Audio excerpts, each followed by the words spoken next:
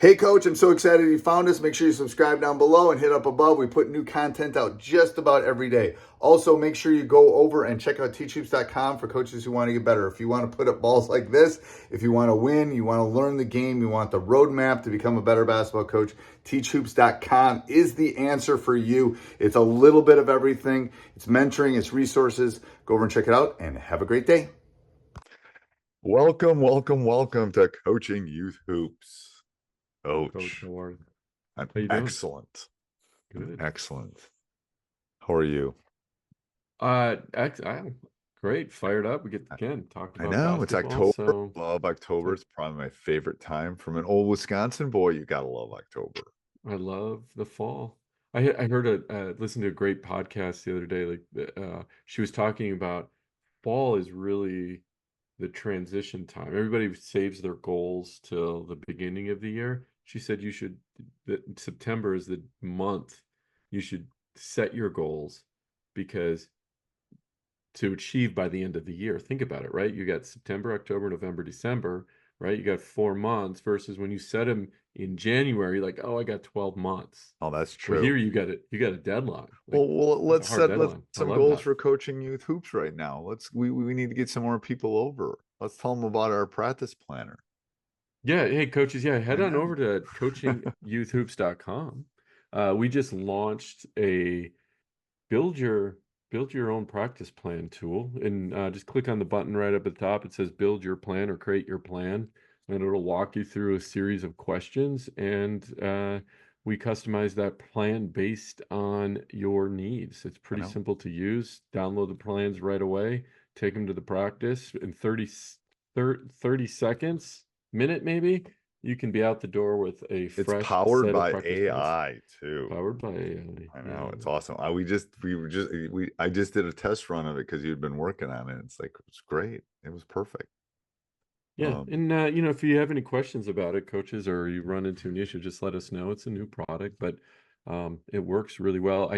I had fun yesterday or this week using it for my two different teams, and then practicing all the drills that came out of it. All right, It was a lot of fun experimenting. my goal is for 25 of you that are listening to buy that. That's my goal. That's my goal. Give them where they find that again, coach. Yeah, go to coachingyouthhoops.com. And remember, we're on speaking of goal, right? We're on our march to 1 million kids, right? So our plan is always to positively influence 1 million kids through the game of basketball, and we do that by helping you guys. So, through free tools, paid tools, anything you guys Resources. need. Yeah. This podcast. Podcast. Yeah. I know. So. All right. So, and today's topic was perfect leading into that, right? Yeah, and actually this came out this from our mailbag, if you will. Coaches, leaving feedback for us. What are you struggling with, right? Was the question. And one of the biggest things that came out of that was managing the talent gap on a team, right? You have your top two or three players, and then you have your mid-tier, and then you have your kids. Maybe it's their first year starting, right? Or they're not up to that caliber. So coaches are struggling with how do you manage that, keep everybody It from can getting feel frustrated and literally like the Grand Canyon, like the yeah, gap the gap. between it Hmm. it because so I had a meeting with my youth coaches and we went through some stuff. We're gonna do some live clinics in a couple weeks, but um and that was one of the questions they asked. It's like, how do I deal with, because I'm talking about, like, we were talking about the rule of three offense, then we were talking about kind of funnel, and we were doing some other Yeah. things and some motion stuff, and they well, I could just, I've taught long enough. I could look out there and some of their eyes were about, the big as a saucer. And it's like they're saying, well, I got 4 guys that can do that, coach, and the other 6, there's no way. The gap is just too big. So one of the ways, I think, when you decide to do stuff, I think it is how you manage that. Like, what can you do? It's, from a teacher, you got to differentiate. Like, maybe these 2 kids can only do this part of the offense, or these two specific things. So I think it's putting them. I always say a great coach like hides the kryptonite and accentuates the positive things, because that's what great, I Yeah. don't want to know what Steph's not good at, Steph Curry. I don't know. Maybe he's not good at anything, but I'm sure there's part of the game of basketball he's not as good at. So how do you hide that? You know, Right. Yeah. and I think it's bigger when you have guys that maybe can't. It's hard when they can't catch and dribble. I get that, coaches. Then you have other issues, but usually it's a skill set or something specific like that they can't do. You Well, know. relate that back to being a teacher, right? So you're in your stats class and you have just your top A students Yep. and you have To be kids that are honest with you, just I don't absolutely have to. struggling. I push the A students a different way, but I Mm-hmm. probably don't have to spend quite as much time with them because they're already self-motivated. Like, think about the great players. They're already Mm-hmm. Mm-hmm. self-motivated. They just want to Yeah. know what to do and they'll go do it. So from a practice planning part, especially when I have another parent helping, it's like, all right, A, B, and C, I know are pretty good. And I know their Yeah. skills and I know the skills they have to work on. And if I put another adult with them, they'll go do it. I mean, they would do it outside at a court. Yeah. But I have to spend more time. Like today, I was doing something with some graphing stuff, and a couple of kids were having some problems, and I probably spent more time with them than the other 27 because I had to meet them where they were and try to raise them to where they were with the rest of their class, or at least in the middle of the rest of their class. So I think that's what you got to try to do with your players is they call it scaffolding for any of Yeah. you teachers. You're just basically got a scaffold. It's literally why teachers have nervous breakdowns, because you you have all these scaffolds and it's like, and there's one of you and 20, 30 of them, and you're trying to Right. meet Right. them where they are. So I think that's a difficult thing. Hey, before you give me your ideas on this, let's give Yeah. a big shout. We didn't talk about Game Changer. Let's give Yeah, a big shout coaches, out to Game check Changer. out, yeah, if you're in need of stats tracking, video analysis, uh, team management, go check out Game Changer at gc.com/coaching youth hoops. Uh, Again, great resource to use for managing games, collecting stats, sharing game footage. It's absolutely brilliant. Uses AI um, to map statistics per player. So gives you a Yeah, lot of great feedback without a lot of work involved in doing that. So again, gc.com/coaching youth hoops. perfect. All right. So what's your thought on this? Because Yeah, and you're I have a coaching this team. level right now, this team, Yeah, right? This exactly. kind of Yeah, level yeah. I right mean, now. and I have a fourth and fifth grade team, and there's a huge talent gap. And I think there's something that also comes out of that where you have your better players. If you don't control the culture, they can they can get very frustrated with the players that are not getting it.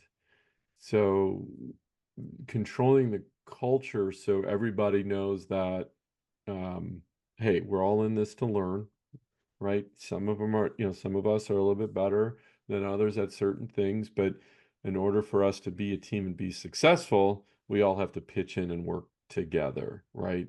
Uh, and for a young person, that's a tough lesson to learn, but it's definitely worth the time putting in and teaching them how to handle the situation when they may get a little frustrated because they throw a pass and the person doesn't catch it, right?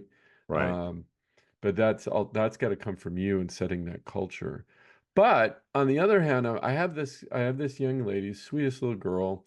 Um, sh And how committed is because I'm thinking other coaches are listening. yeah, Fourth grade girls, these girls must be into basketball if they're playing it at yeah, fourth grade.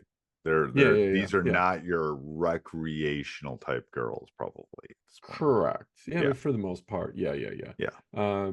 And yeah, I mean, we practice twice a week, 90 minutes. Um, we do go year round. Some of these players have been going year round, and definitely the talent level has shown that. But I have a girl on the team right now that she is at a recreational level. Um, and she is trying her hardest and coming to every practice. And I don't necessarily, right or wrong, I don't necessarily treat her any different. She does the same drills. I have a lot more patience with her, and we talk about being, again, going back to that culture, right? Every day we recite it, our red dot, which, that O is being open, right? Means being coachable and accepting of other people. And, this is a perfect case. And she has gotten so much better because she is motivated herself to become better. And if you just keep on encouraging, and and it's about the effort and energy she's putting in, she'll come back and want to play, put in the time to do it, right? And now and I don't have help, right? So it's just me. If I did have help, I would break out, I would do some breakout stuff, and like not Right. necessarily isolate her, but kind of split up the two groups, kind of your A group and B group, and then Right. work on stuff. Um, And I think but that's important too, because you want to challenge. You don't want boredom, you right, know. yeah. That's Well, what I and always then worry what about. I also do, again, I'll put my A players with her in a I just did this, put my A players with this girl that is just newer to basketball, and I give them the speech like, she's on your team, and you'd also, this is life, right? You have, right? So again, we teach those life lessons in practice where you're gonna have this out in the workforce, and or you're going to have this in the classroom. It doesn't matter, right? There's just the talent gap could be pretty large. So you as a player need to know how to work with a person who is not at your talent level without getting frustrated, right? So you're on mute, by the way. It's good I'm on mute because I'm like, Uh, what you're telling me is like been my 37 anyway, like 37 years in education anyway. Um, but yes, it's hard sometimes when you're working with people that's like, come on, you should anyway. I'm not well, gonna. again, so what the big takeaways, right? Yes. It starts with culture. Yes. And again, your better players could get frustrated, but if you handle the culture And you don't correctly, want anybody to quit because of the gap. We didn't really correct. dive into that because That's true, yeah. Right. that's You a don't want little anyone bit to of quit. the issue because these That's bottom right. ones, like, oh, they're so good. I'm done. I'm done. That's right. Yeah. And that's one of the reasons my daughter wasn't having fun. Coach was a little too stern, and she thought the other girls were too good. That was the end. She's never going to be a basketball player anyway, but that's what turned, I mean, that's what turned Yeah. her off to it. It's like, I'm going to do this. Like, how do I do something else? So I think that's something you got to think about for sure. And the only way they're going to learn is by doing. Right. Everybody started at the same spot, Yes. right? So uh you can't you have to put them into the drills that you're doing. You just may not be able to do them, but again, but if you keep on doing it, they will get a little bit better. Now think about that from an offensive perspective. So you're running your offense and they're just, you know, Right. they're not getting the spatial awareness and all of the other things. And as a coach, yeah, of course that can be frustrating. We've all been there. And I think that was the message in some of these is, how do you get these players to contribute? How do you give your A players, the ball and let them go to work without also being ball hogs, right? Where they're just kind of Right. taking over the game. And I think you said it at the beginning, find that thing that person's good at, the smallest thing, and have her focus on that, or have him focus on that. Yep. That Uh, ego food, that thing that makes yeah, them click. Yep. Not the I don't care kryptonite. if it's the loudest cheerleader, right? Okay, start there. That's a kernel, right? You can build from that.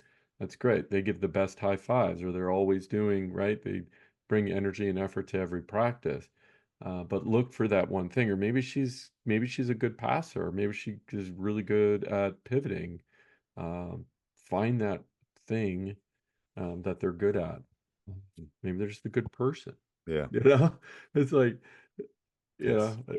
and I know that's not the answer necessarily what coaches want to hear, but you have to incorporate them. Tell me if I'm wrong, incorporate them into a practice. If you have help, split them up. Even if you don't, you can have, you can split your team up on two baskets to work on things at a different pace. Like I've done that where I'll take my top players and say, we're going to do this layup drill, but you have to do 50 Right. and they have to do 25, or I'll spot the one team 10 Yes. layups, right? Yeah. And they'll say, well, that's not fair. I'm like, You know, it's fair. that's It's fair. life's not fair. Yeah. Yeah, Anyway, it's hard exactly. to have that discussion in fourth grade. Yeah. All right. Anything else, Coach? No, coaches, just be patient. Yeah. And it's going to take time and you're going to get frustrated, but just, don't be their last coach, as you always say, right? Love on them. Yep, love on them, and then also go over and Yeah. check out the practice planner, the builder. Tell them about that again, Coach. Yeah, go to coachingyouthhoops.com and check out the practice plan builder. You'll see it right in the front page. It says create your practice plan. Click on that. It'll walk you through a series of questions based on your unique needs of your team. And this is now one of the things on the practice planner, which is the talent level on the team. Yes. So we're taking that into consideration. And you got it, and you have to do that. I mean, as a coach, Every have team to has it. You have 3 state championships. right. You can name, I mean, don't do it, but you can go 1 through 10 on all 3 of those teams. Yes. Right? Yes. And there were issues and Yeah. pieces and So it gaps. doesn't matter. No, it doesn't matter. NBA, they have it, right? Yeah. Every level has their 1 through 10. Team USA had it this year, so it doesn't matter. Exactly. So it doesn't matter. You just have to learn how to coach through it. All right. Till next week, Coach. Till next week. Hey, Coach, so glad you enjoyed the video. Subscribe and like before you leave. And also go over and check out teachhoops.com for coaches who want to get better. It's got everything and a roadmap for you to become a better basketball coach. So go over and check it out. And let's head back to the next video, wherever that would be.